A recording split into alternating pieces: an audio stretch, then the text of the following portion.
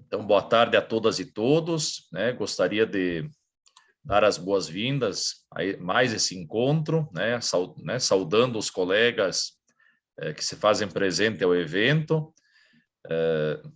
Enfim, os colegas aí, estou vendo do Peru, da Colômbia, os colegas do México, a Guadalupe, a Pamela do Peru, Cecília da Argentina, a Sandra da Argentina, enfim, né, o Santiago, enfim, todos os colegas. Então, em nosso, né, nome da organização do evento, mim e do professor Bortolo Vale, que também se encontra aqui presente, queremos, enfim, dar as boas-vindas a mais esse evento do ciclo de conferências Internacional Wittgenstein, e hoje contamos com a presença do nosso estimado amigo, enfim, alguém que tem reunido, e queria deixar registrado isso, muitas das atividades acerca do pensamento do Wittgenstein, que é o professor Alejandro Tomazini Bassols, da Universidade Autônoma do México, enfim, que é um pesquisador, enfim, de renome internacional e que tem produzido, né,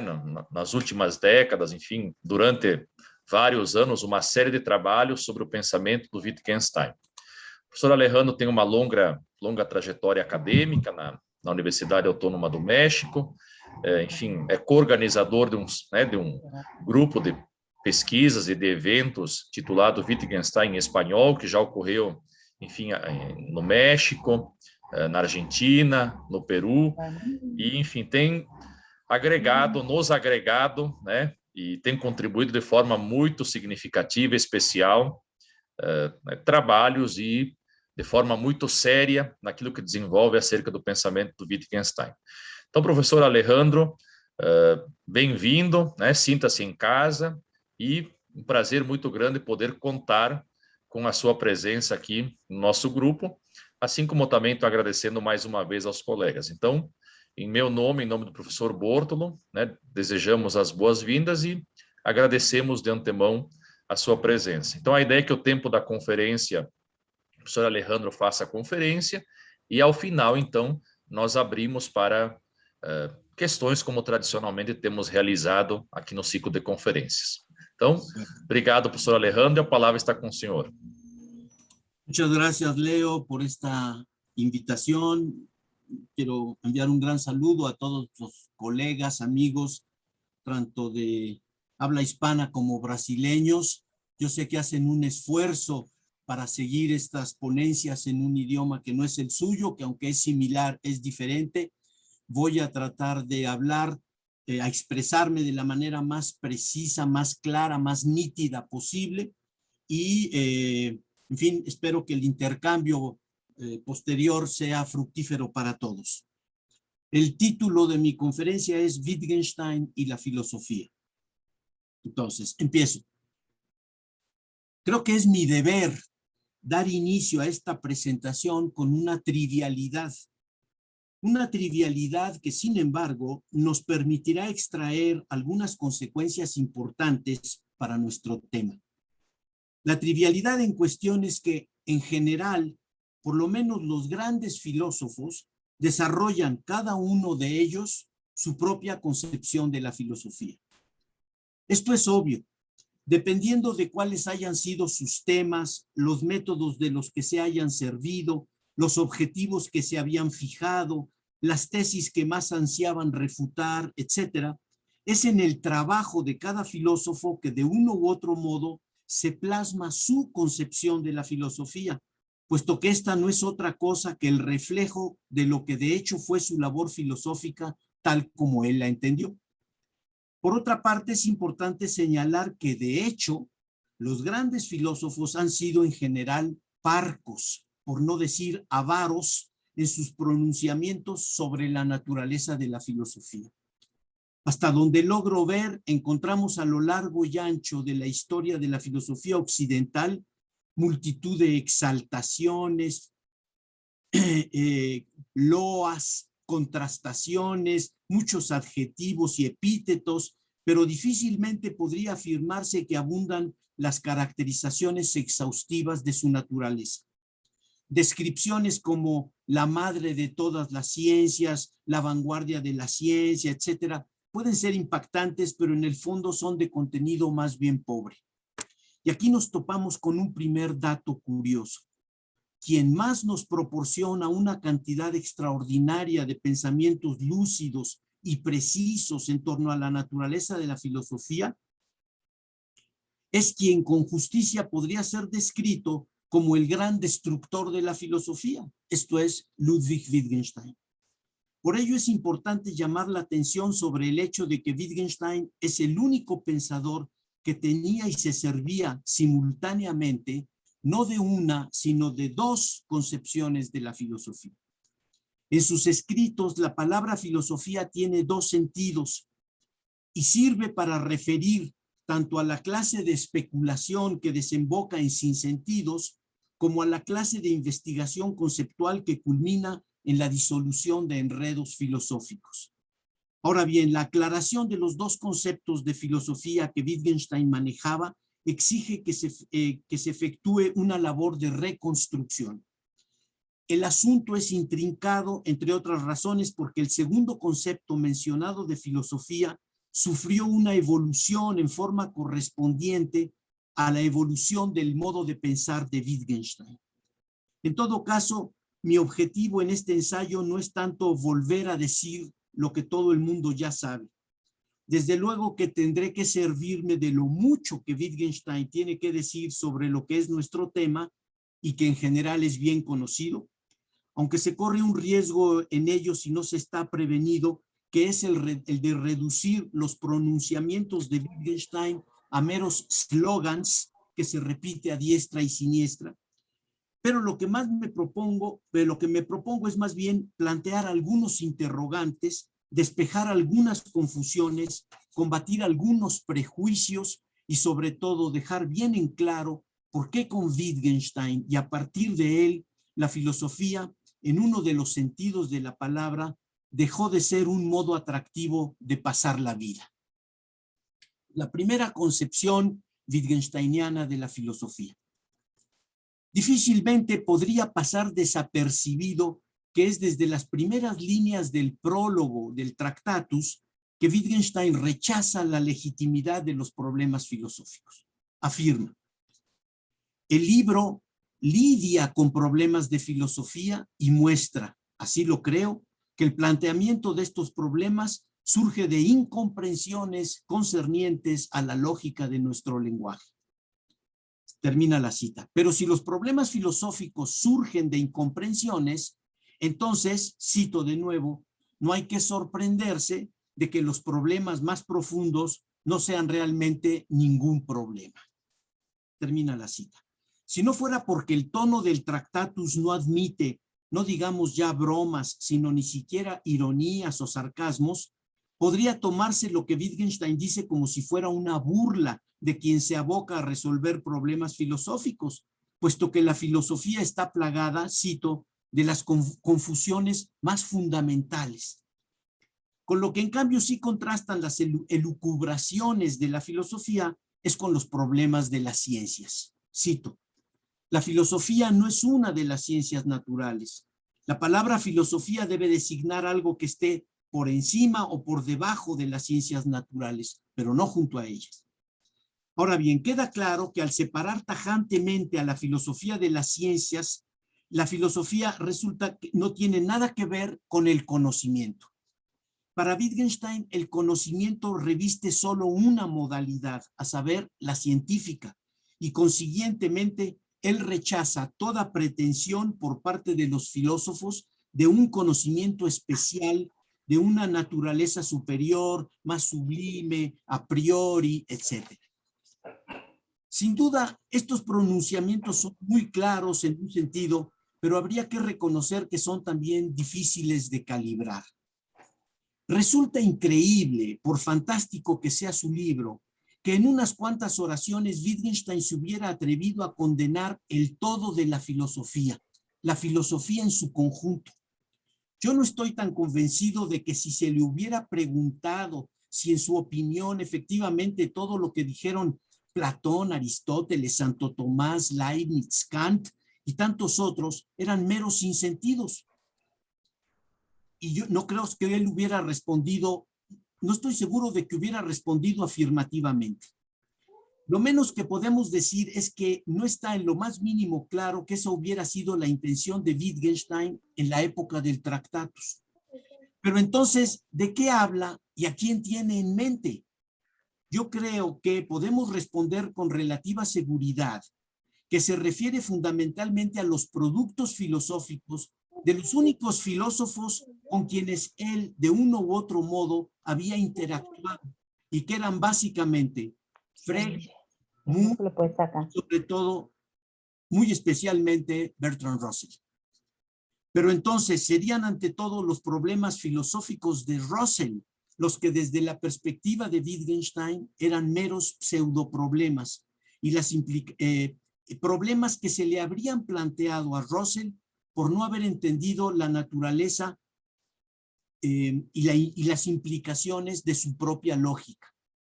En mi opinión, es obvio que el universo filosófico del Tractatus es esencial, mas no únicamente russelliano. Y si esta percepción es correcta, entonces habría que admitir que el Tractatus Logico-Philosophicus en su conjunto es ante todo una lección de filosofía correctiva dirigida en primer término al propio Russell. Más aún, estoy plenamente convencido de que este mismo fenómeno se reproducirá con las variaciones correspondientes en el segundo periodo de Wittgenstein, si bien tendrá ello otras presuposiciones y otras consecuencias. Afortunadamente, las reflexiones de Wittgenstein sobre la naturaleza de la filosofía no se reducen a una mera crítica, por justa o apropiada que sea. Es claro que Wittgenstein tenía también algo positivo que decir al respecto, y lo que sostiene es a la vez original y de primera importancia. En efecto, lo que Wittgenstein hace es realmente espléndido, porque lo que hace es asignarle a la filosofía un nuevo rol, o mejor dicho, su verdadero rol. Y aquí quiero enfatizar una cuestión que es, en mi opinión, de primera importancia para entender su punto de vista. Wittgenstein discute directamente con Russell y lo critica, pero su rechazo del pensamiento russelliano tiene dos consecuencias importantes. Lo obliga, para deslindarse de Russell, a desarrollar un punto de vista propio, y segundo, su punto de vista, su crítica es tan certera que traspasa el marco de la filosofía de Russell y sin que ello formara parte de los planes originales de Wittgenstein, se extiende al todo de la filosofía. Podemos ahora sí despejar la confusión de pensar que Wittgenstein tenía en mente algo que en realidad no tenía en mente. Como trataré de hacer ver, este cuadro se repetirá en el segundo periodo, pero como el pensamiento de Wittgenstein se habrá para entonces perfeccionado, la concepción que Wittgenstein tenía de la filosofía quedará mucho mejor articulada y será mucho más potente y convincente. Sobre esto regresaré más tarde. Antes de ello, sin embargo, quisiera considerar rápidamente la faceta positiva de la concepción de la filosofía que Wittgenstein esboza en el Tractatus. Y la primera aclaración que hace es que la filosofía no es una la filosofía no es una doctrina, sino más bien una actividad. Y el objetivo de dicha actividad es, cito, la aclaración lógica del pensamiento. La tarea de aclarar lógicamente nuestros pensamientos, o mejor dicho, nuestras proposiciones, no desemboca en nuevas tesis filosóficas, sino en elucidaciones. Las elucidaciones son aclaraciones hechas desde la perspectiva de la lógica y que se tienen que hacer para evitar que se elaboren tesis filosóficas.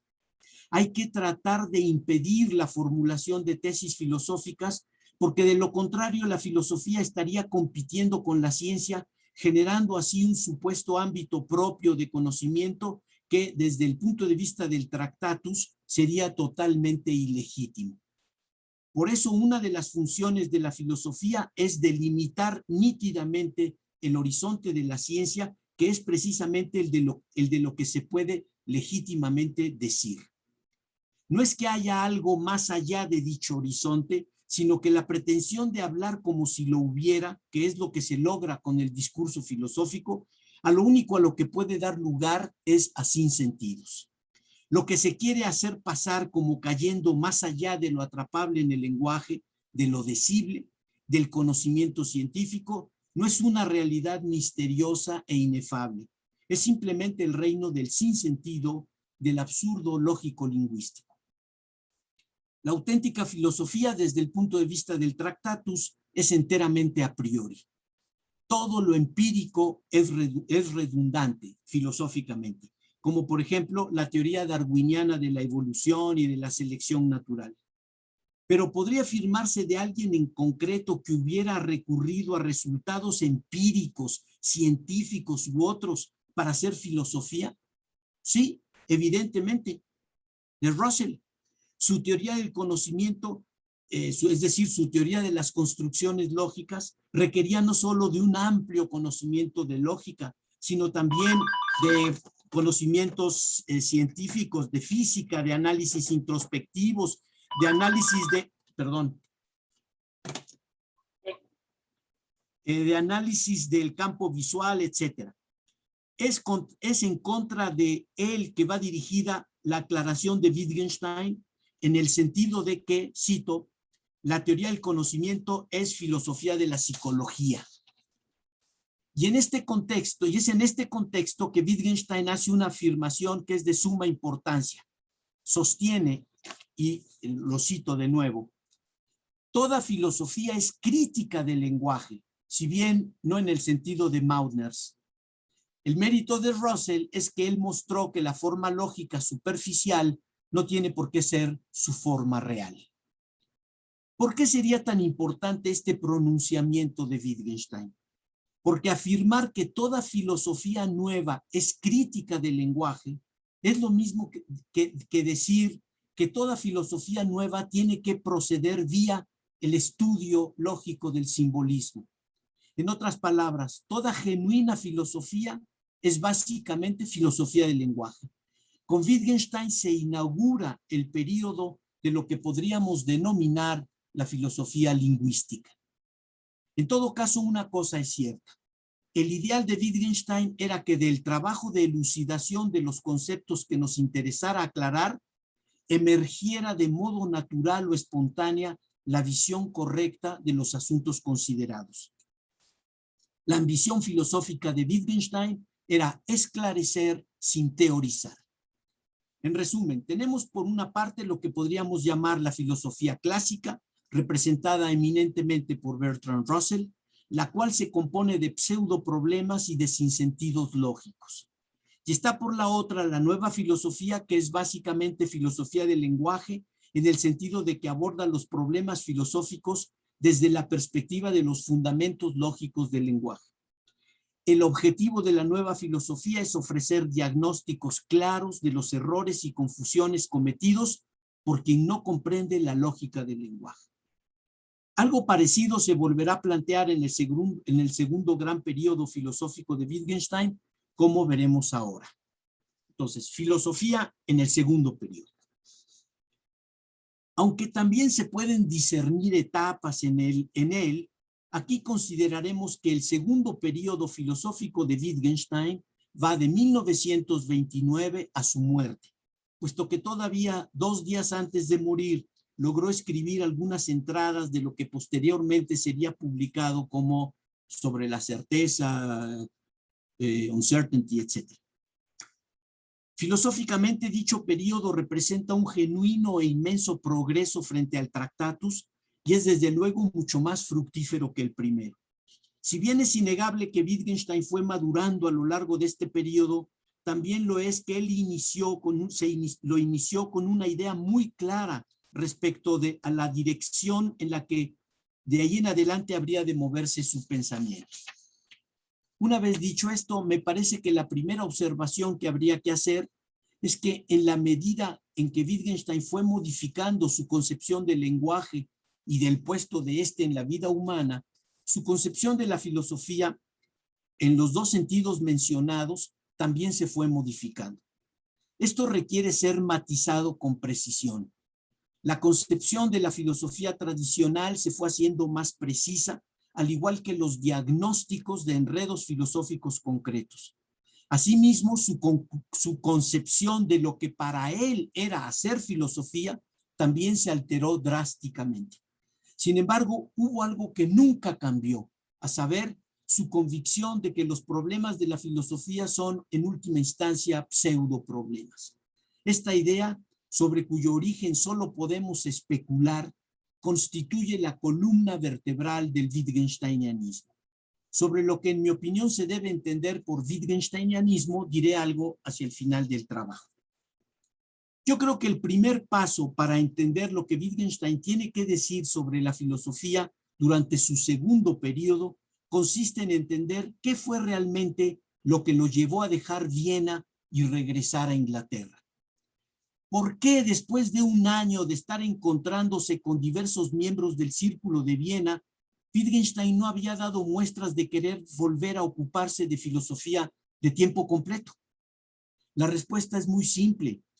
Ninguno de ellos, ni todos juntos, representaban un reto para las ideas del Tractatus.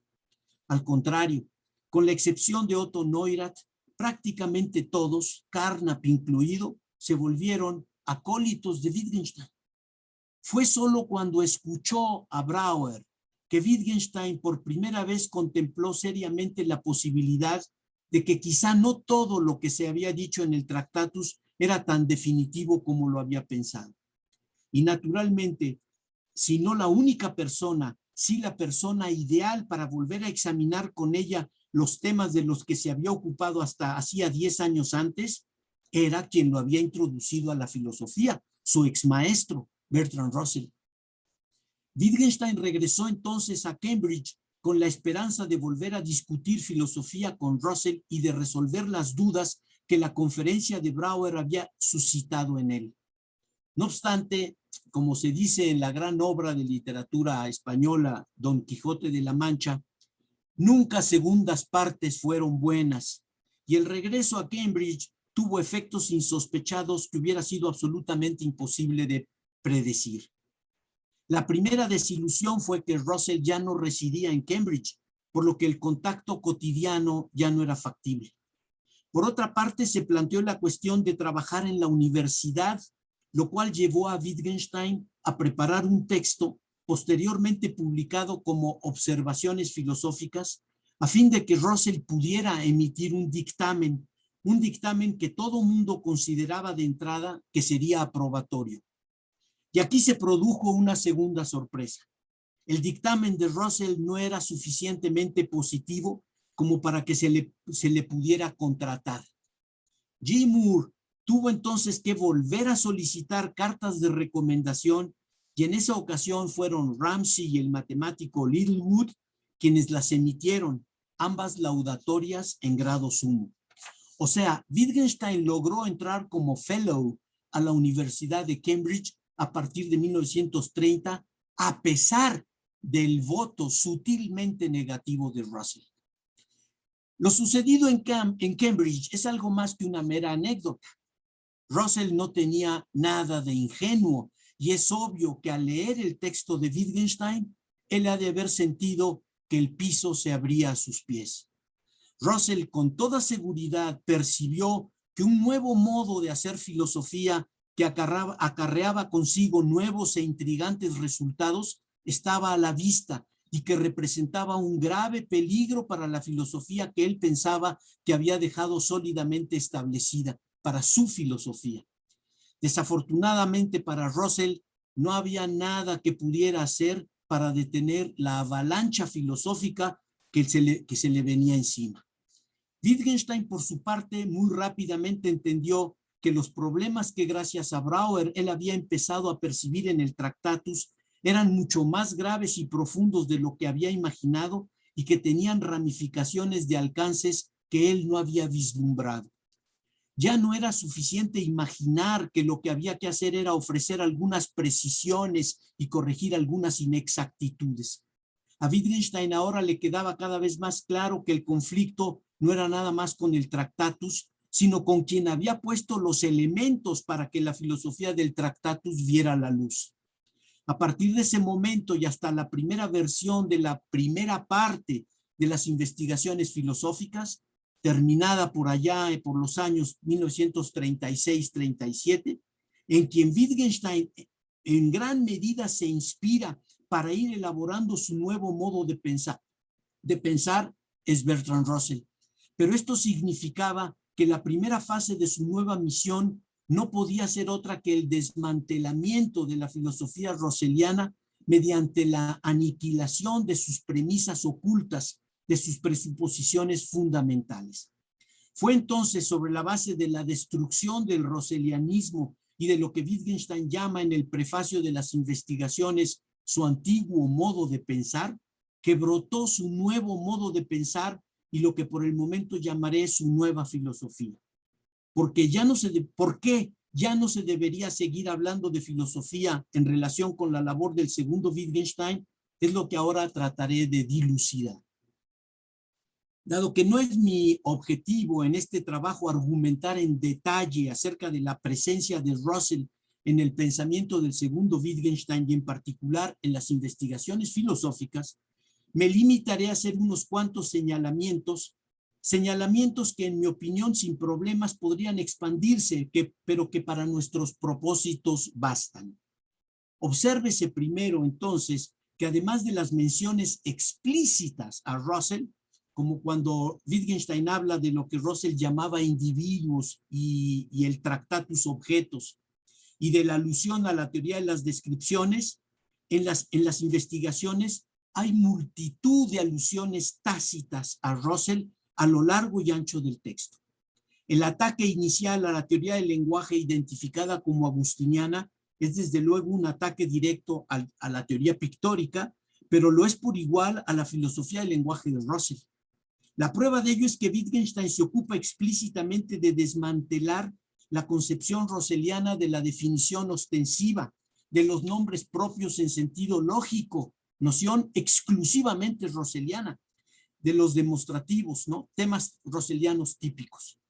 Por último, llamaré la atención sobre el hecho de que los ejercicios filosóficos concernientes a conceptos psicológicos como pensamiento, expectativa, el yo, la voluntad y demás, contenidos en las investigaciones, están claramente dirigidos en contra de lo que Russell había sostenido en The Analysis of Mind.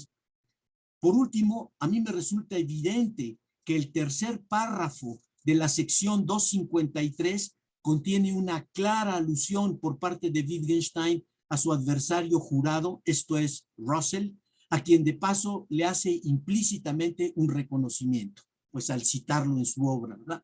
En verdad es absurdo negar la importancia de la contribución positiva o negativa de Russell a las filosofías de Wittgenstein, un hecho que no solo no ha sido debidamente apreciado, sino que más bien ha sido deliberada y sistemáticamente ignorado.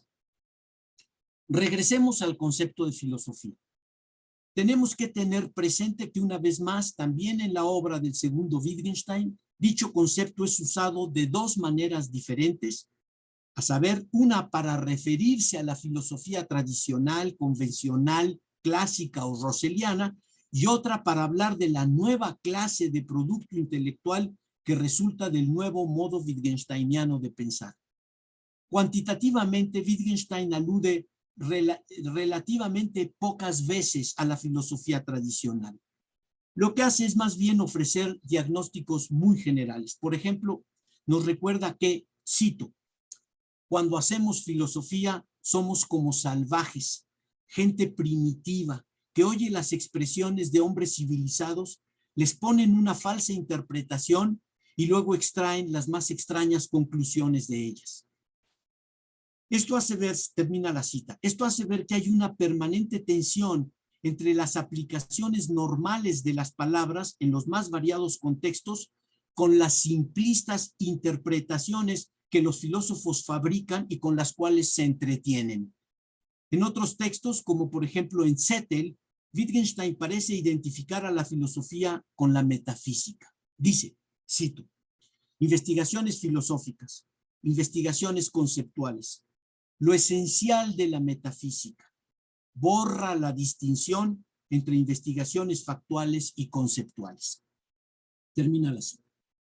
Aunque este no es un punto de vista enunciado explícitamente por Wittgenstein, me parece que podría defenderse con cierto grado de plausibilidad la idea de que en el fondo todo en filosofía es básicamente metafísica, solo que como son muy variados los temas, entonces se introducen distintos apelativos, distintas etiquetas. Por ejemplo, la teoría del conocimiento es metafísica del conocimiento, la estética metafísica del arte, la ética metafísica de la moral o de las costumbres, la filosofía de las matemáticas metafísica de las matemáticas, la filosofía de la mente metafísica de la psicología y así sucesivamente. Esto es interesante por cuanto permite entender en dónde se produce el rompimiento con el lenguaje y por qué y cómo surge la metafísica en el sentido amplio en el que la estoy usando. Es cuando el término, es cuando con el lenguaje, es cuando con el lenguaje se pretende ir más allá de lo prácticamente real, en el ámbito que sea, que surge la metafísica. Ahora bien, ¿cuándo pasa eso? Wittgenstein responde a ello, a mi modo de ver, de manera perfecta. Dice, los problemas filosóficos surgen cuando el lenguaje se va de vacaciones. Confieso que no logro imaginar una fórmula mejor que esa para resaltar la esencial conexión que se da entre los problemas filosóficos y la ociosidad lingüística. ¿Qué implicaciones tenga esta conexión en otros contextos? Es asunto de debate. En donde Wittgenstein es simplemente soberbio, es en su caracterización de la filosofía en el sentido en el que él la practicaba y que yo propondría que se le identificara como análisis gramatical. Como todos sabemos, la lógica, tan crucial y decisiva en el Tractatus, fue rápidamente reemplazada por la noción de gramática en profundidad, Tiefengrammatik, una noción que naturalmente se fue puliendo a lo largo de los años. Así como en el Tractatus se sostenía que los problemas surgían por incomprensiones de la lógica de nuestro lenguaje, así en el segundo periodo el diagnóstico general es que los enredos filosóficos surgen por conflictos no detectados con las reglas de gramática, esto es, las reglas de uso. Esto amerita un mínimo de explicación. La afirmación de que el modo filosófico de usar el lenguaje solo es viable porque éste puede ser pervertido o inutilizado, es decir, porque se le puede privar de toda utilidad real y emplearlo como un mero conjunto de signos sin aplicaciones prácticas, en el sentido más posible de la expresión, esa afirmación no es inocua. ¿Por qué? Porque parecería que a lo único a lo que el lenguaje ocioso puede dar lugar es, primero, a pseudoproblemas y, segundo, como respuesta a ellos, a mitos. Las problemáticas y las construcciones filosóficas no son mitos en un sentido literario o religioso, sino meramente lingüístico. Y esto a su vez tiene una implicación importante en relación con el tratamiento apropiado de las tesis y las teorías filosóficas. Aquí es indispensable trazar un paralelismo para poder entender una consecuencia de ello. El paralelismo que en mi opinión es muy ilustrativo trazar es el paralelismo entre las creencias filosóficas, por una parte, y las creencias irracionales de los psicóticos, por otra. Obviamente no son idénticas, pero es innegable que comparten rasgos. Las características de estas últimas, las de los psicóticos, son relativamente fáciles de captar. Por ejemplo, las creencias de un esquizofrénico no son ni verificables ni refutables. Nadie las acepta, no son congruentes con el cuerpo general de creencias que se tiene, son absurdas, etc. La gran diferencia con los mitos y las creencias filosóficas es que las creencias de personas que presentan disfunciones mentales son declaradas o palpablemente falsas y peligrosas, yo añadiría, en tanto que a las filosóficas no se les puede adscribir ningún valor de verdad y son pacíficas, inocuas. Quizá no esté de más para justificar este paralelismo dar algunos ejemplos de creencias de enfermos mentales y de enfermos lingüísticos, es decir, de filósofos. Creencias irracionales que dividimos en dos grupos. Seres disfuncionales mentalmente. Cito. Bueno, doy ejemplos. Mi cuerpo está invadido de tarántulas. 2. Yo soy Napoleón Bonaparte. 3. Alguien me controla con sus pensamientos desde otro país. Son creencias de gente con problemas mentales. Filósofos, creencias de filósofos. Yo soy una cosa que piensa. Todo es mental o todo es material. El mundo pudo haber sido creado hace 5 minutos con todos mis recuerdos. Lo único real soy yo y mis estados. Hay un mundo que no mantiene con el nuestro ninguna relación espaciotemporal. Podemos ahora entender que cuando Wittgenstein afirma que el pensamiento de una cuestión por parte de un filósofo es como el tratamiento de una enfermedad, no estaba en lo más mínimo exagerando. Obviamente, el filósofo no es un enfermo mental, pero sí es lo que podríamos llamar un enfermo conceptual. Es por esto que las terapias psicológicas, que son muy variadas, pudieron servir de modelo para la metodología wittgensteiniana. Por eso señala Wittgenstein que, cito, ¿no?, en las investigaciones, no hay un método filosófico, sino que en realidad hay métodos como diferentes terapias. Las terapias filosóficas son lo que yo he llamado en algún trabajo las estrategias argumentativas diseñadas por Wittgenstein para enfrentar dificultades filosóficas. Quizá podamos ahora elaborar un cuadro comparativo entre la filosofía tradicional y la filosofía del análisis gramatical o, alternativamente, la antifilosofía wittgensteiniana. Tenemos entonces 2 grupos en oposición de creencias, métodos, etc. Objetivos: grupo tradicional, resolución de problemas, producción de teorías. Antifilosofía wittgensteiniana, disolución de pseudoproblemas, aclaraciones conceptuales. Enfoques: los tradicionales varían de filósofo en filósofo, de escuela en escuela, empiristas, racionalistas, existencialistas, etc. Wittgenstein, el enfoque que podríamos presentar así de juegos de lenguaje y formas de vida. Formas de vida. Estrategias: bueno, el método de cada filósofo, el método trascendental, dialéctico, lo que quieran, la mayéutica. Es muy wittgensteiniana el método socrático, es de lo que más se acerca a Wittgenstein, me parece a mí. Estrategia wittgensteiniana, análisis gramatical, distintas terapias.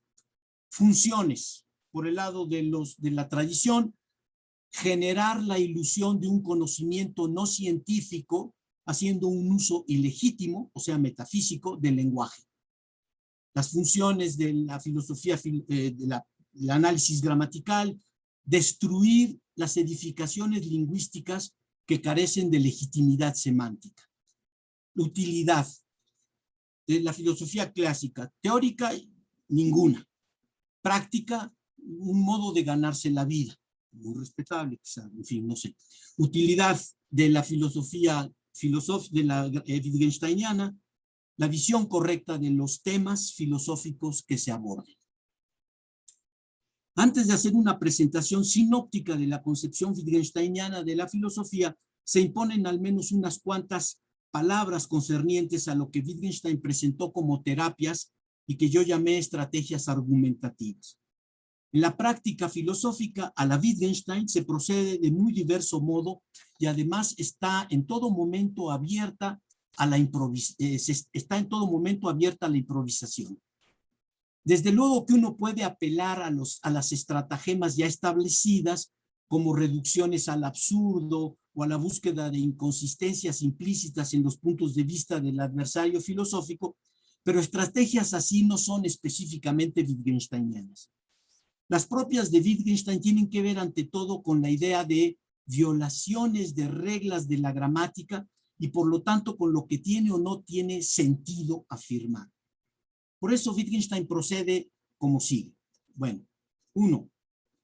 Hace constantes recordatorios acerca de aplicaciones concretas de palabras para deslindar lo que tiene sentido de lo que no lo tiene.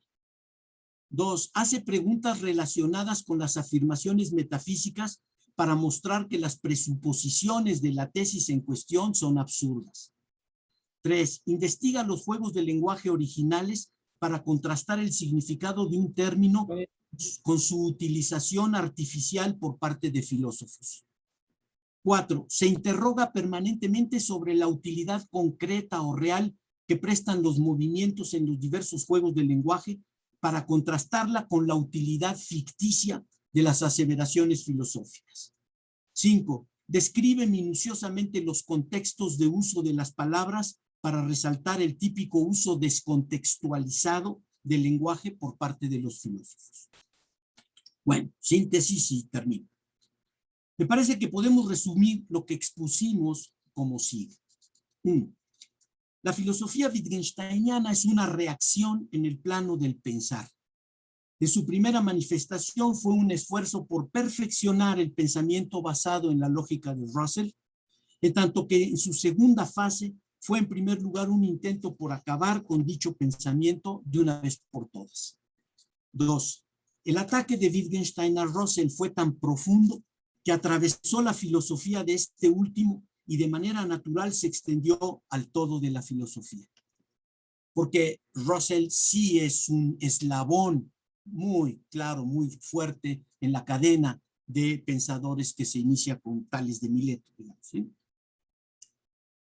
A través de su crítica, Wittgenstein se convirtió en el primer gran antifilósofo de la historia. Ahora bien, es muy importante observar que su antifilosofía brota desde el interior de la filosofía tradicional. O sea, no es una crítica externa, como podría serlo la marxista. 3. El modo de hacer filosofía del segundo Wittgenstein tiene una faceta positiva que consiste básicamente en efectuar aclaraciones conceptuales. Estas aclaraciones se logran por medio del análisis gramatical. 4. La esencia del wittgensteinianismo es la convicción de que la filosofía tradicional se compone de pseudoproblemas. En la medida en que es ante todo un antídoto para la deformación del pensamiento, la filosofía a la Wittgenstein solo puede existir si hay un mito filosófico concreto que destruir. Si no, pues no sirve para nada. El wittgensteinianismo, por último, no incorpora una sola tesis filosófica.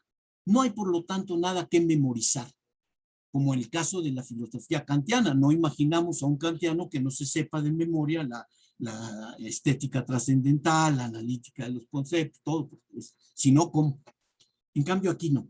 Lo único que se puede hacer es ejercitarse en el debate filosófico, interiorizando, aplicando y, si se puede, ampliando el espectro de las tácticas argumentativas diseñadas por Wittgenstein. Wittgenstein inventó una nueva actividad intelectual íntimamente relacionada con la filosofía, pero radicalmente diferente y opuesta a ella. Lo único que podemos asociar con el wittgensteinianismo es la praxis filosófica, entendida básicamente como una labor de análisis conceptual. Quisiera pensar que lo que aquí en unas cuantas palabras he sostenido contará con la aprobación de los partidarios del modo wittgensteiniano de pensar, pero si además hubiéramos logrado despertar en los adversarios filosóficos alguna inquietud, por mínima que fuera, respecto a la profundidad, la fuerza y la magnitud del reto de Wittgenstein, yo me daría por plenamente satisfecho. Bueno, gracias, es todo. Muito obrigado, Alejandro. Obrigado pela excelente fala, né? Realmente muito lúcida e muito clara, né? Nós passamos, então, na sequência, né, para aquilo que você mesmo se dispôs a responder, que é a parte final do seu texto, né, que é a concordância ou discordância da posição wittgensteiniana. Então, até que os colegas aí podem, de fato, né, se quiserem colocar o chat, quiserem usar a palavra, podem ficar à vontade. Eu, de fato, quero abrir com uma pequena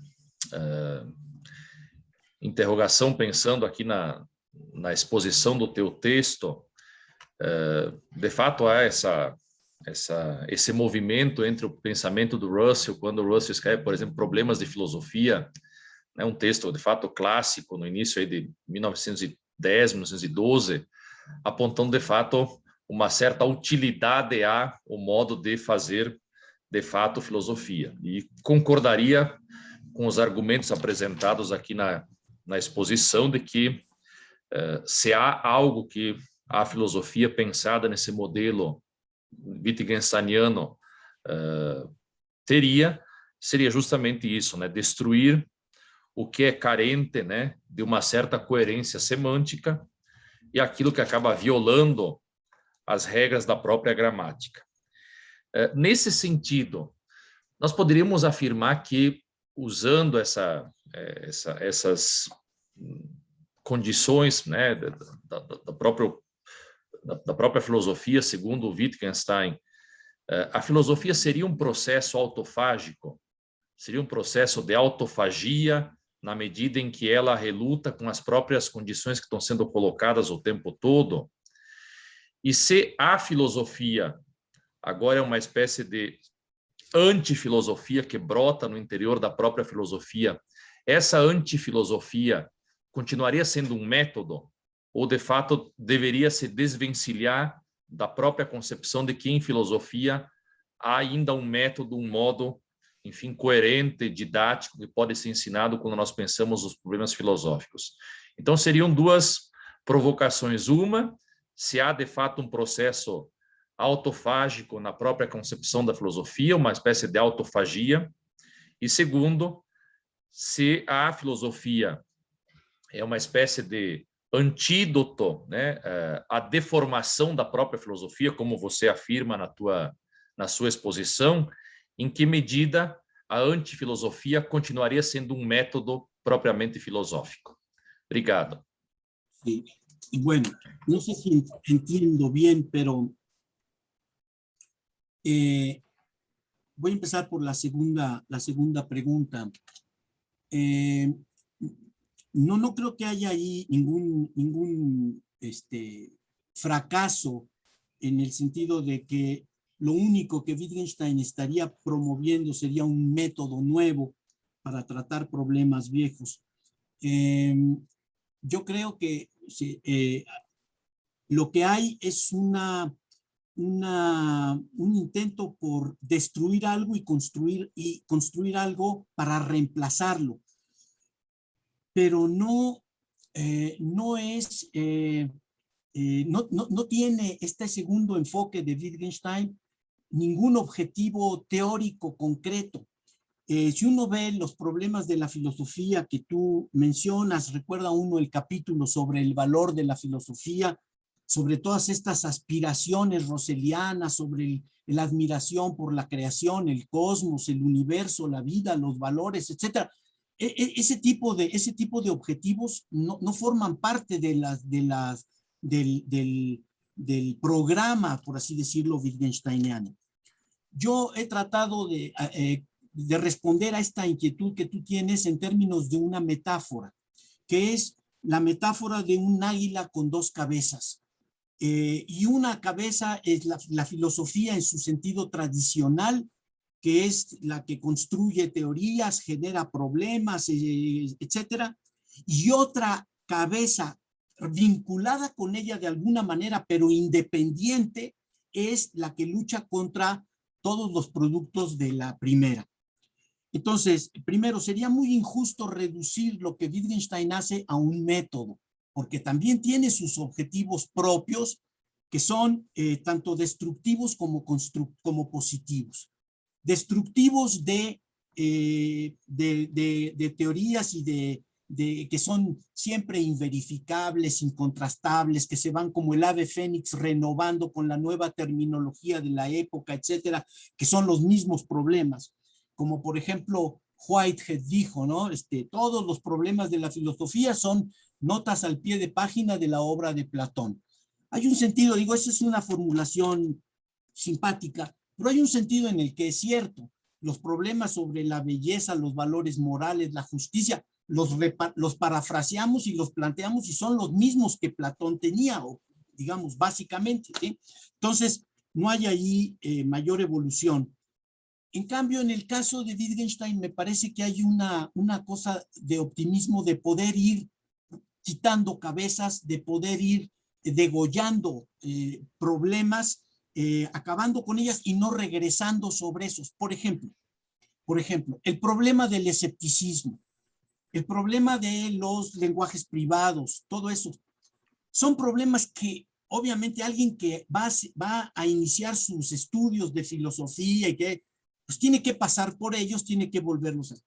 Pero si una vez uno ya pasó por eso, ya no te vuelven a interesar, no vuelves a plantear el problema del escepticismo en ninguna de sus variantes, ni el sueño, ni el lenguaje, ni nada, ya quedó desmantelado, se acabó.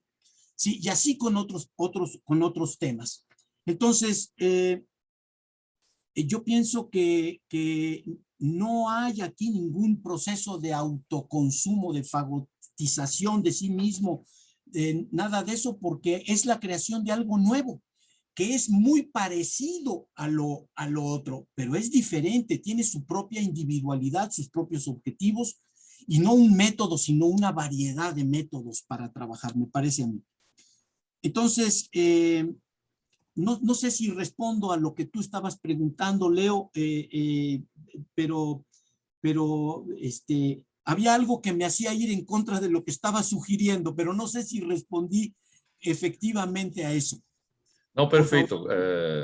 Também concordaria com essa ideia de fato de que há uma provocação, né, nessa questão das duas cabeças, na medida em que a própria condição da filosofia como um ataque à própria violação de certas regras da gramática acabaria despedaçando, acabaria degolando, né, outros problemas que de fato são pseudoproblemas, não são problemas de caráter fundamental. Uma vez que desaparecem, né, não haveria nenhum fundamento para retomá-los, né?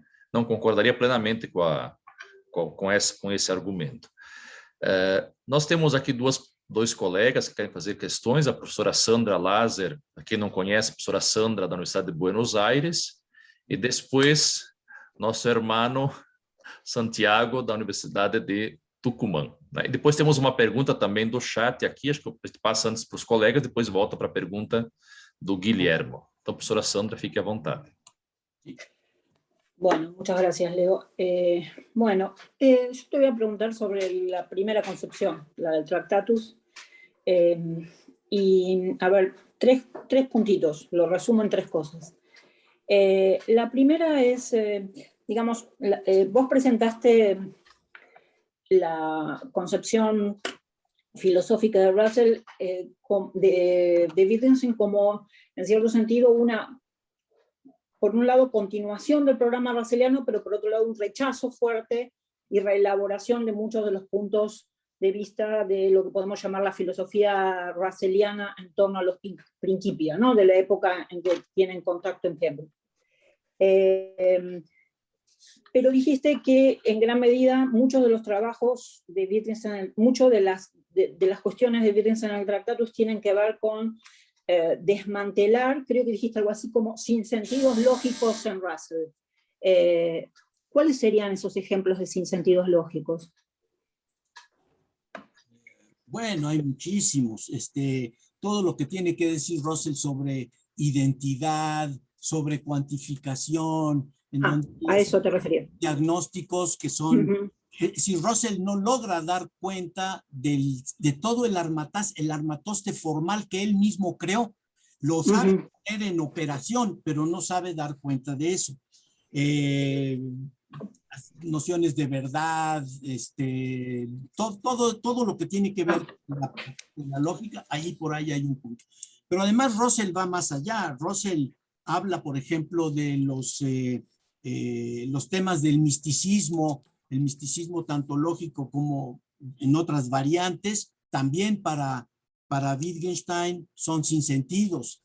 El solipsismo, del cual Russell siempre fue un gran fan, por lo menos metodológicamente, pues también queda rechazado en cierto sentido y asumido en el Tractatus de la manera correcta, cosas por el estilo, ¿no? Entonces no sé si respondía a lo que Sandra preguntaba, pero bueno, esa sería más o menos la línea de respuesta. Creo que Sandra tuvo que salir. No sé, pasamos con Santiago mientras llega Sandra de nuevo. Sí, perfecto. Santiago. Bueno, muchas gracias, Alejandro. Vos dirías, me llama mucho la atención y siempre me pareció muy importante el tema de Russell. Y bueno, más allá, yo hace poco releí la historia de la filosofía de Russell y no debe haber ninguna historia de filosofía que sea más cuenta con Aristóteles, ¿no? Con quien también Wittgenstein era absolutamente indiferente. Lo que yo quería preguntarte era, si primero hay un componente de honestidad de que Wittgenstein en la crítica con Russell se va, digamos, de alguna manera se trasciende su crítica a la mera puja con Russell. Ahora, Wittgenstein tiene una permanente autocrítica, ¿verdad?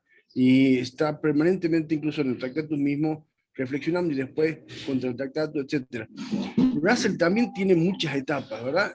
Y yo quería preguntarte si vos encontrabas alguna hilación en un cierto sentido, cierto espíritu crítico. Si bien Russell quizá se compró perdón, no sé si lo digo, pero demasiadas teorías, pero de alguna manera esa insatisfacción estaba, pareciera ahí, al igual que también en Wittgenstein, aunque en Wittgenstein tuvo más forma, digamos, ¿sí? Esa era la pregunta.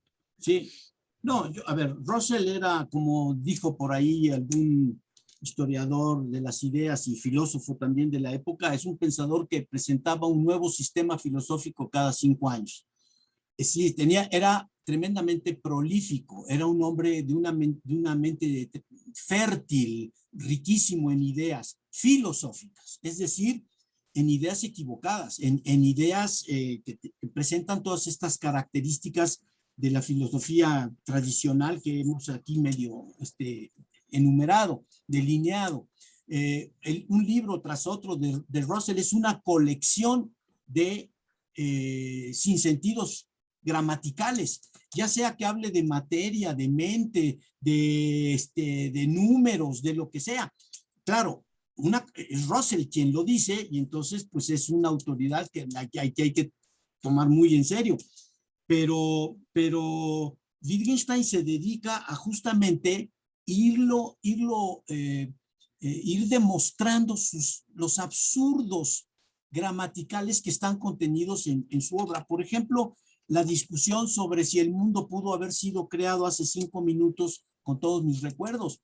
Hay esa discusión que está en un libro de Russell que se llama, es un libro de los años 30, An Outline of Philosophy, traducido mal al español, pero An Outline of Philosophy, ahí presenta Russell eso como una hipótesis más que se le ocurre para defender su... También recuerdo lo del evolucionismo como filosofía de Russell, cuando él dice que la filosofía no tiene nada que ver con la teoría de la evolución. Creo que Russell en alguna conferencia había propuesto exactamente eso, ¿no?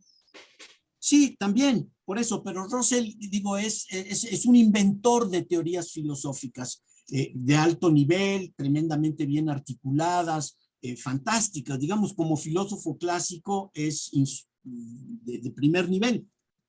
Pero eso no importa, porque justamente lo que estamos es un estilo de pensar lo que se está criticando. Es como si, digamos, hubiera gente que hace música con maracas y con tambores, por así decirlo, y luego le pasan los tambores y las maracas a otro y ese hace otro ruidito y pasa música y luego viene alguien que desde fuera les dice, oigan, pero ustedes están haciendo ruido, ustedes no están haciendo música. No, pero es muy bueno él, mira qué brazos tiene, es alto, es fuerte, sí, es muy hermoso, pero está haciendo ruidos, no está haciendo música, ¿sí? Bueno, no importa si es Platón o Aristóteles, que desde un punto de vista intelectual, pues los admiramos, los reverenciamos, pero están metidos en una práctica determinada que es lo que está mal. El ataque no es personal a Russell, es a un producto cultural que es defectuoso. Está vendiendo un producto en un mercado cultural que es un fraude a final de cuentas. Esto es lo que Wittgenstein está denunciando, ¿sí? Esto es lo que me parece a mí interesante. Y además es importante porque Wittgenstein de una u otra manera nos pone a todos en un dilema porque sencillamente ya no hay forma de eludirlo. Es como como digamos, en la Edad Media, o no sé, se pueden inventar, no había más que, digamos, voy a tomar Europa Occidental como referente, bueno, ¿eres católico o no eres católico? Punto, ¿sí? Eres católico antes de la Reforma, digamos, ¿sí? Antes de Lutero. ¿Eres católico o no eres católico? Ya, ¿sí? Bueno, en el caso de Wittgenstein, o crees en teorías filosóficas, o estás interesado en responder con una especulación al respecto, armando tu propia concepción y crees que eso es legítimo y viable, o crees que hay un error profundo que hay que sacar a la luz, rastrear, ¿no? Como dicen los ingleses, dig out, o sea, escarbar para sacarlo realmente, y esa es la labor filosófica. Y lo que sí quisiera yo señalar es que la labor filosófica de Wittgenstein no se limita, digamos, a lo que él ya hizo. Eso es el modelo a seguir. Es lo que nosotros podemos hacer cuando lo intentamos imitar, cuando queremos ser sus alumnos, cuando queremos aplicar su metodología. Entonces realizamos un trabajo de aclaración, de discusión, de debate, que es lo que es realmente excitante, interesante de la filosofía, y no repetir lo que se le ocurrió a Berkeley o a quien sea, ¿sí? Entonces, Wittgenstein nos lleva por la senda de que primero nos enseña a caminar de cierta manera y luego nos dice, hazlo tú por tu cuenta, ¿sí? Y esa es lo que en el Tractatus había dicho, la labor de aclaración del pensamiento, lo que uno hace por cuenta propia, ¿sí? Claro, uno no va a salir a realizar ninguna labor sin ton ni son. Tenemos que tener un material de trabajo y ese material de trabajo nos lo proporcionan los productos filosóficos normales, comunes y corrientes, los comerciales, los que se venden en las universidades, etcétera, etcétera, ¿sí? Entonces, ese es nuestro material de trabajo. El material de trabajo del filósofo común y corriente es la realidad, el tiempo, el yo, los números, el significado, etcétera. Ese es el material de trabajo. El material de trabajo del Wittgensteiniano es lo que dice el filósofo sobre estas cosas, o lo que dicen los científicos en sus momentos filosóficos, que son también los científicos grandes culpables de la gestación de problemas en filosofía, en especial los matemáticos. Los matemáticos son muy proclives a generar problemas filosóficos, problemas vinculados con sus objetos de trabajo, números, espacios, vectores, series, lo que quieran, conjuntos y demás, y a crear problemas planteando preguntas que no están autorizados, por así decirlo, a plantear y generan problemas filosóficos. Entonces, yo creo que Wittgenstein, digamos como que ya necesitábamos algo así. Ya eran 2600 años de estar diciendo, repitiendo, discutiendo sin avanzar un milímetro. Ya es una necesidad, no voy a decir fisiológica, pero sí intelectual, de pensar, reflexionar, discutir. Evidentemente todo eso forma parte de la filosofía, pero de otra manera, ¿sí? Con otros objetivos, pienso yo. Perdón, Sandra, no sé si, en fin, Leo es el que dice. Se a professora Sandra queria finalizar a questão de Sí, Amples. perdón la interrupción, que no pude dejar de atender. No, bueno, las otras dos cositas que quería preguntar tenían que ver, y a manera de curiosidad, la conferencia de Brouwer a la que te referís es esa que dio en Viena en 1928, que Marion relata que Wittgenstein así.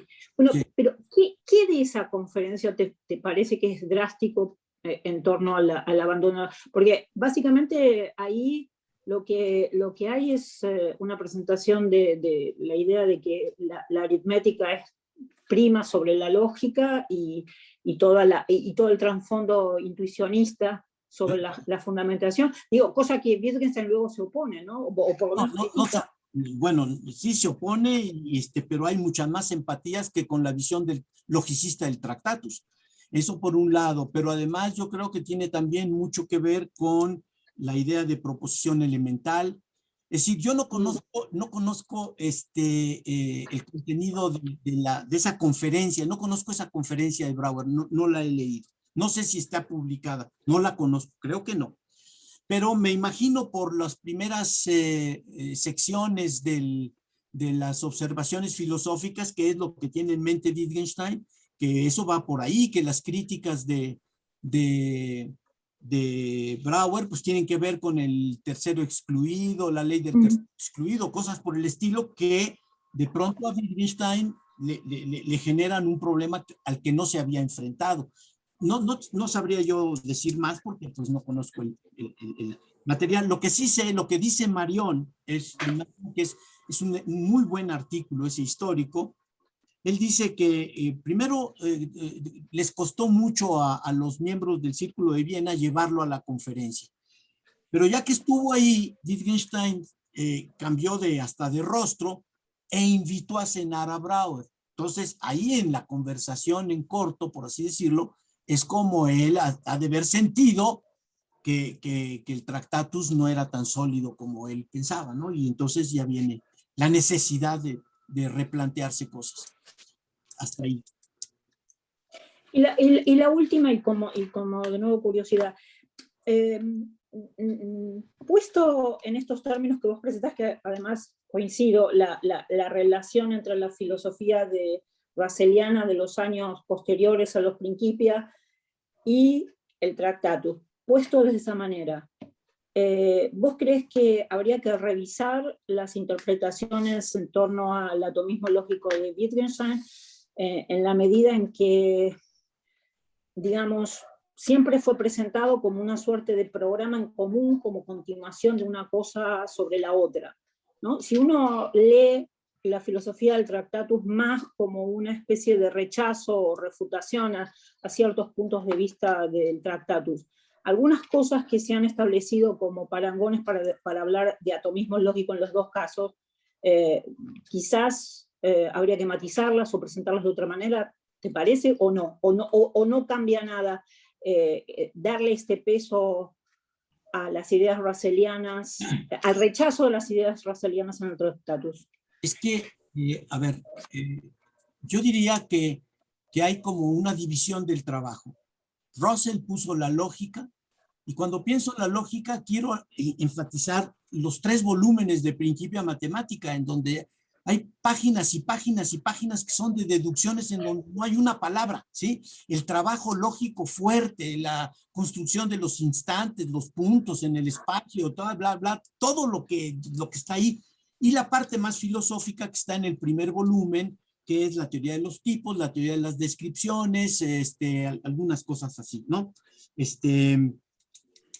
Entonces, ¿qué es lo que Wittgenstein? Russell pone el trabajo formal, fuerte, el trabajo de reducción de la lógica a las matemáticas.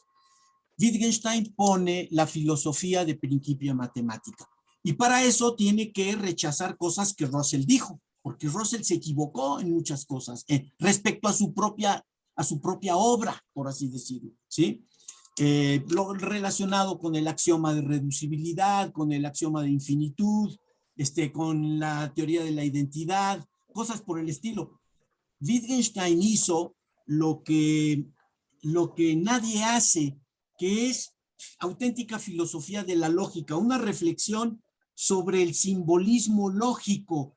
¿Qué son los paréntesis, las conectivas? Son puntuaciones, son signos de puntuación como punto y coma, acentos y demás. Y él, ¿qué es? ¿Cómo opera la generalidad? ¿Qué es? No nada más la manipulación, porque eso Russell lo hace perfectamente, no va a cometer ningún error de deducción al usar el cuantificador universal existencial en las fórmulas que sean. Pero nunca nos dice qué es el cuantificador existencial universal, ¿sí? cómo opera, ¿sí? Y eso es lo que hace el Tractatus, ¿sí? El cuantificar, la generalidad le da el énfasis a las constantes e introduce un prototipo lógico, ¿sí? Y explica por qué es importante. Eso Russell no lo hace, no lo hacen los lógicos, que como dirían, para emplear la expresión de Skinner, los lógicos y los matemáticos operantes. Ellos trabajan, no esclarecen, conocen su técnica, pero no esclarecen. Esa es la función del Tractatus. En ese sentido, hay que entender que la lógica era en ese momento la ciencia con más ímpetu, la ciencia que estaba naciendo y que iba a tener una infinidad de consecuencias de todo tipo, teóricas y prácticas inmensas, pero estaba naciendo. Y Wittgenstein hace la filosofía de esa ciencia.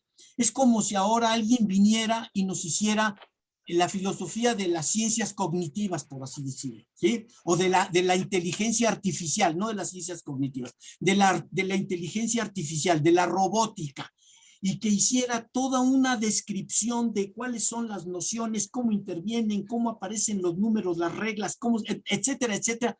Eso es lo que él hace, ¿sí? Pero hace otras cosas también. Pero entonces es antirroseliano en el sentido de que lo corrige, pero no es antirroseliano porque trabaja en el marco de la lógica de Russell, ¿sí? No es, en ese sentido, no es una visión alternativa, es correctiva de Russell, ¿sí? Filosóficamente, no lógicamente, ahí no hay mucho que decir, ¿no? Pienso yo. No sé si respondo a lo que estabas preguntando. Y de todas maneras está el tema de las proposiciones elementales y cómo entenderlas, que lo sigue vinculando, ¿no? Lo que pasa, bueno, es que es obvio, Russell juega con las nociones como le viene en gana, sin comprometerse con nada, porque él necesita una noción de proposición elemental para dar cuenta del conocimiento empírico y se olvida de las propias restricciones que su lógica le impone. La idea de proposición elemental es la idea de algo que es lógicamente independiente de cualquier otra proposición. Eso no se va a dar en las ciencias. Entonces, bueno, pues ahí va a haber choques. Pero yo creo que Wittgenstein es, digamos, quien introduce la coherencia en el sistema. Si no se puede aplicar, pues es un problema de Russell, no de Wittgenstein. Pero, o sea, en definitiva, digamos, ¿crees que no es erróneo atribuirle una posición atomista al Tractatus? Atomista lógico.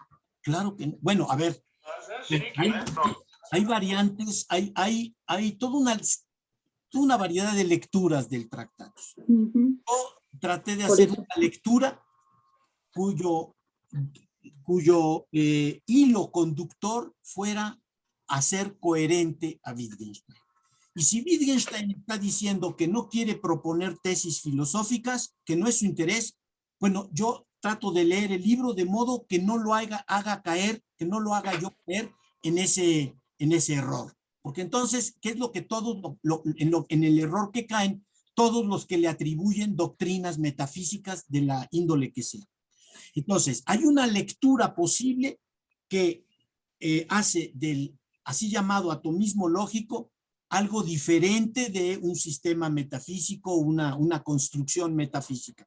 Si dejamos de lado eso, pues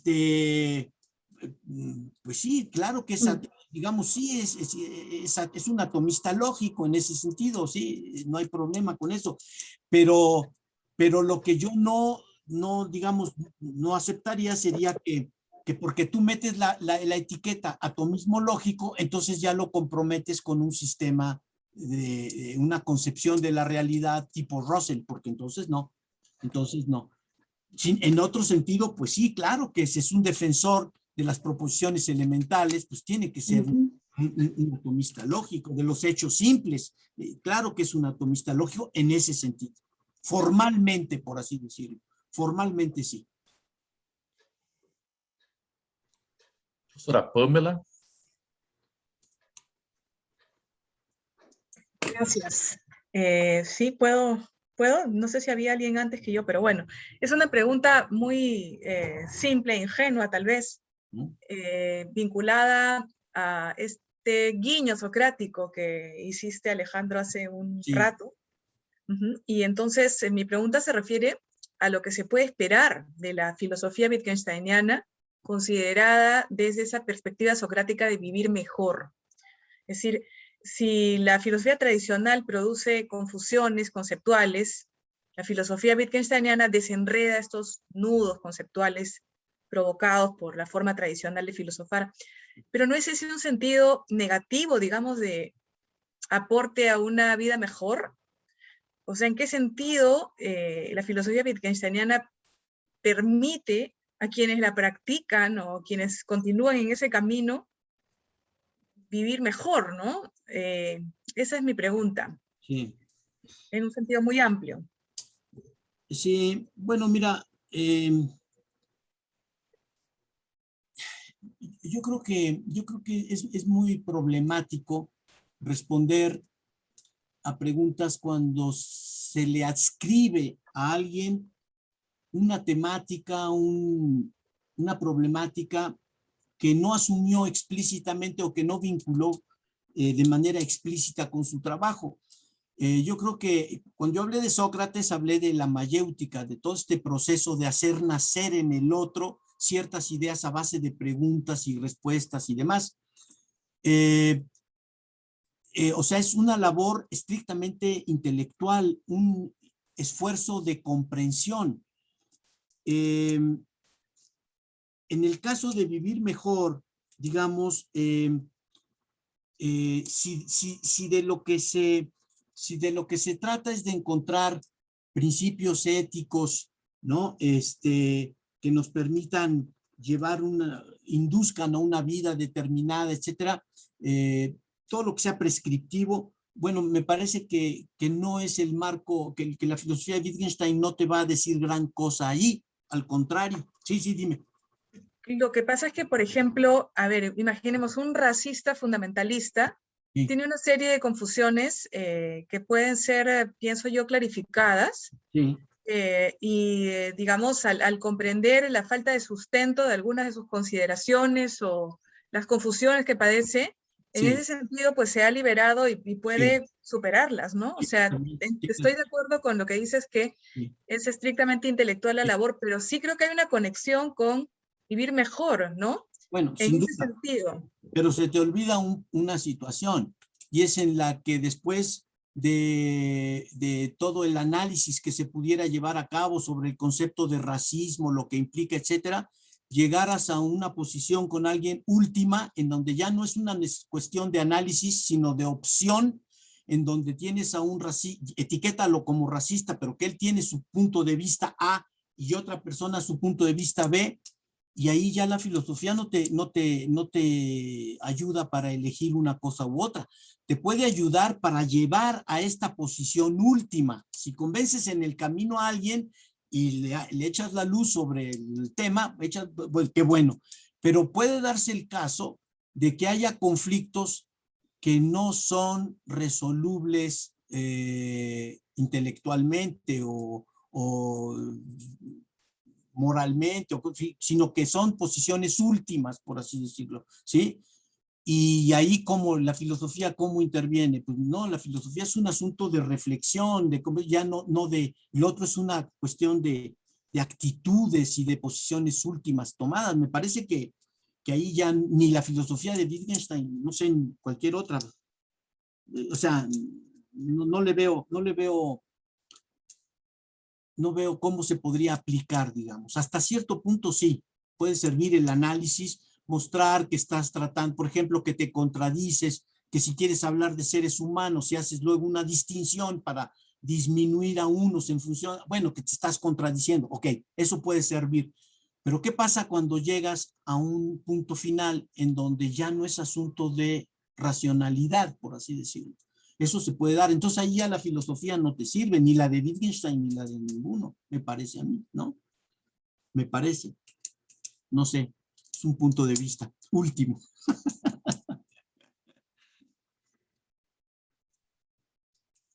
Mais alguém gostaria de fazer alguma questão, professor Alejandro? Alguma provocação? Fique à vontade, temos mais uns minutinhos. No sé, estamos dispuestos aquí a platicar. Santiago. Só seu áudio, isso. Me quedé con lo de Russell. ¿Vos aceptarías estas expresiones? ¿Es mérito de Russell haber mostrado que la forma lógica no coincide con la forma aparente? ¿Y es mérito de Russell habernos confundido con eso? A ver, ¿a qué alude Wittgenstein cuando está diciendo eso? Pues es obvio, a la teoría de las descripciones. Entonces, lo que es interesante es ver la vinculación con el primer pensamiento.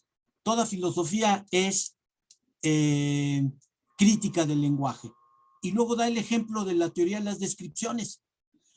En esa época, eso es lo que él está llamando auténtica filosofía, filosofía del lenguaje, ¿sí? El análisis lógico del lenguaje. Yo creo que eso era lo que se podía esperar, digamos, ¿sí? En otro momento habría sido muy poco, pero sí, en ese momento sí. Porque lo que yo te preguntaba era que los dos tienen como un espíritu, digamos, de inconformidad, ¿sí? Por supuesto, Russell, como vos dices, cambiando de piel, digamos, si quieres, sí, dentro de la especie, ¿no? Sí. Y Wittgenstein, en cambio, como que de una manera radicalizando, sí, primero la idea fregiana russeliana, y después, digamos, eclosionando, supongamos, y saliendo hacia otra idea nueva.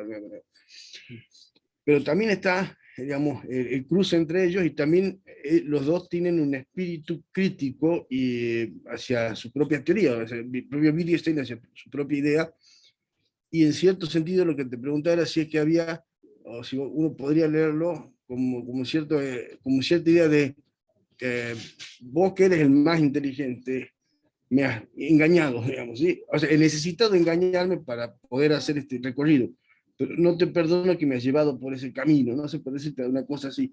Pero digo, el mérito tuyo, o lo que yo pensaba que era tu mérito, era lo peor que me ha pasado, porque he entrado ahí y he estado padeciendo eso, y que ni siquiera vos lo padeces, porque no tenés un problema, porque vos tienes un sistema de muda de piel, ¿no? Eso, un poco esa idea. Sí, digamos, yo creo que está presentado un poco como caricatura, pero sí, yo creo que es acertado. Es decir, desde mi punto de vista, digamos, no sé si he leído todo Russell, pero he leído bastante de Russell. Me formé con Russell, y me costó mucho dejarlo, pero yo diría que ahora que el mérito histórico filosófico de Russell es haber permitido que Wittgenstein, tanto en su primero, de una manera como en su segundo periodo, brotara y se desarrollara. La imagen que he empleado, que es la de la crisálida, ¿no? Como de un gusano brota una mariposa. Es inevitable, digamos, se necesitaba ese gusano. Si no hubiera habido Russell, pues podemos especular un poquito, pues no habría habido Wittgenstein, ¿sí? Wittgenstein habría sido el heredero de su fortuna, y se habría sido un ingeniero así exitoso, habría, ¿no?, tenido muchos hijos, viajado por aquí, por allá, etcétera, etcétera, sí. Pero es que apareció Russell y Russell cambió ese plan, ¿sí? Esa posibilidad de vida. Entonces, a él se lo debemos, ¿sí? Ahora que es una relación tanto personal como filosófica muy compleja, pues sí, no se puede, no tiene caso ir más allá de estas generalidades, salvo si ya entramos en los detalles filosóficos de discusiones concretas, ¿sí? De temas concretos, porque si no, pues caricaturizamos esto. Pero sí, no sé si respondo más o menos a lo que estás, a la inquietud. Estaría de acuerdo con eso que dices. La función histórica filosófica de Russell fue permitir la gestación de Wittgenstein. Porque no sé qué quede del trabajo de Russell realmente, ¿no? Habría que ver. ni su teoría de los tipos, ni su teoría de esto, ni su teoría de aquello.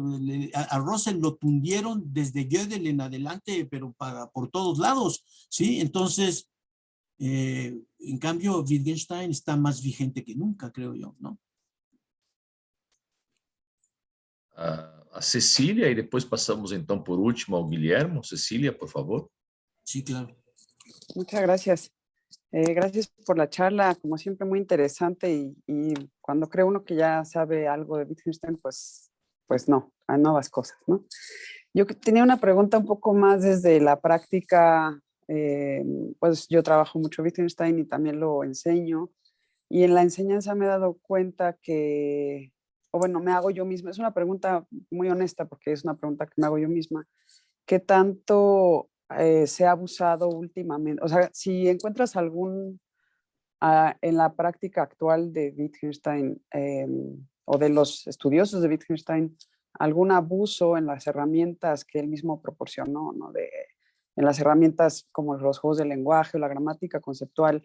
O sea, hemos llegado a lo mejor ya a un estudio de Wittgenstein en el que nos hemos sobre abusado de esas mismas herramientas o No. ¿o no? Bueno, no creo. Yo creo que aquí hay que distinguir dos clases de estudios wittgensteinianos. Uno es lo que yo he llamado la teología wittgensteiniana, que es la repetición ad nauseam de todo lo que dice y el análisis de lo que dice, etc. Y hay, por otro lado, la filosofía wittgensteiniana, que es la utilización de los métodos, las estrategias para resolver, para enfrentar enigmas, perplejidades filosóficas por cuenta propia y tratar de decir algo esclarecedor sobre el tema. De eso hay muy poco, de eso hay muy poco. Lo otro sí, digamos, abunda y sigue, y es lamentable porque me parece a mí que de seguir así se trunca el desarrollo de la filosofía de Wittgenstein. Es decir, se vuelve una nueva escolástica. Está repitiendo lo que dijo, que ya todo el mundo se sabe, y no avanzan. Yo creo que tenemos paradigmas clarísimos de cómo hacer filosofía. Toda la discusión que va a partir de, que se inicia en 243, todo lo que tiene de las filosóficas y de las investigaciones filosóficas, toda la discusión sobre el lenguaje privado, un poco adelantada ya en el Big TypeScript, pero bueno, que está desarrollada fantásticamente a partir de ahí, es un ejemplo de cómo proceder, ¿sí? Yo concedo esto, te analizo esto, siempre en concordancia con el lenguaje natural, te acepto esto, pero ahora mira, te planteo este problema, te hago estas preguntas, eso es lo que hay que hacer. Digamos, se ha hecho en algunos casos sobre el concepto de Dios, por ejemplo, en el terreno de la teología y de la filosofía de la religión hay algunas cosas interesantes, pero hay poco en realidad. Sobre los escritos de Malcolm, sobre memoria, todo eso son paradigmáticos en ese sentido, pero hay muy poco. Hay mucho de exégesis y repetición y los nuevos textos que salieron y todo eso, ¿no? Pero análisis a la Wittgenstein hay poco. Entonces no creo que esté saturado. Y temas hay. Por ejemplo, sería interesante hacer análisis wittgensteinianos del lenguaje de la computación, por ejemplo. De eso no hay mucho, ¿sí? No conozco, ¿sí? Así en distintas, por ejemplo, análisis. Hay algo en el libro estupendo de Hacker y Bennett de los fundamentos filosóficos de la neurociencia. Hay pasajes buenos de análisis filosóficos, pero están obviamente sacados de Zettel, o sea, no hay nada novedoso. Es Wittgenstein puesto ahí a trabajar. Entonces, no hay nada original por parte de Hacker, ¿sí? Y lo que él hizo original, pues es metafísica. Sus últimos libros, pues él no hizo, aunque también hay análisis interesantes en distintas partes, hay que verlo. Por ejemplo, eso es lo que habría que emular, su análisis de la voluntad, de cómo se trabaja eso, está bien ejemplificado, pero no hay mucho. No hay mucho, sí hay, pero no hay mucho. O sea que la filosofía wittgensteiniana está potencialmente sin explotar, digamos. Y hay otro punto que es importante, me parece a mí, y es que por razones históricas, culturales y demás, se le dejó a los anglosajones digamos, ese tesoro, y operan como si fueran los dueños y como si fueran los propietarios de eso, y eso es sencillamente falso. Entonces, lo que tenemos que hacer es hacer filosofía en nuestro propio idioma, ¿sí? Y eso me parece a mí que solo Wittgenstein nos permite hacerlo. Russell no, ni Kant, ni ninguno de ellos. En cambio, con Wittgenstein sí, porque de lo que nos apropiamos es de un método, o un método muy variado, que incluye, digamos, muchos métodos, muchas estrategias, un enfoque, un cierto vocabulario y nada más. Y luego ya a tratar el problema, ¿sí? Entonces, yo creo que si aprendemos a dar ejemplos en nuestro idioma, a usar locuciones en español o en portugués, en este caso, también, si aprendemos a plantear los problemas que se plantean de manera natural en nuestros idiomas, vemos que las formulaciones no corresponden a como se plantean en inglés y que nosotros traducimos y nos forzamos a trabajar de acuerdo con ellas. Bueno, pues es que eso es lo que hay que evitar, pienso yo. ¿Sí? Guillermo. Pasamos então para Guillermo. Guillermo, faz favor. Ya, gracias Alejandro por la invitación a esta charla, fue muy interesante. Al inicio de tu conferencia mencionabas la separación entre investigación filosófica y ampliación de conocimiento. Mencionabas que al lenguaje como vehículo de la filosofía. Y en matemáticas, efectivamente, entre los problemas que nos inventamos está el estudio de las estructuras gramaticales de los lenguajes. Y a partir de ahí, la expresabilidad de los lenguajes, inclusive hasta la complejidad de expresiones para representar algún objeto en la semántica de esos lenguajes.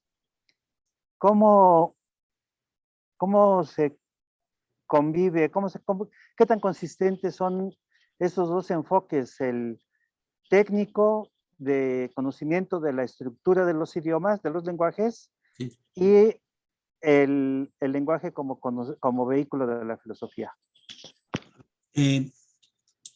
A mí me parece que estos estudios que se hacen sobre las estructuras de los lenguajes y que pueden ser bastante variados, y ahí como que confluyen los metalógicos, metamatemáticos y los lingüistas y demás, de alguna manera, ¿no? Consiste en la creación de formalismos, pero me parece a mí que tienen siempre en la mira, de una u otra manera, objetivos prácticos. Por ejemplo, digamos, y objetivos muy cuestionables desde todos puntos de vista. Por ejemplo, los lingüistas fueron muy útiles para en Estados Unidos o para los norteamericanos para aprender vietnamita, coreano, lenguajes que son muy diferentes del inglés, en estructuras, en musicalidad, en todo.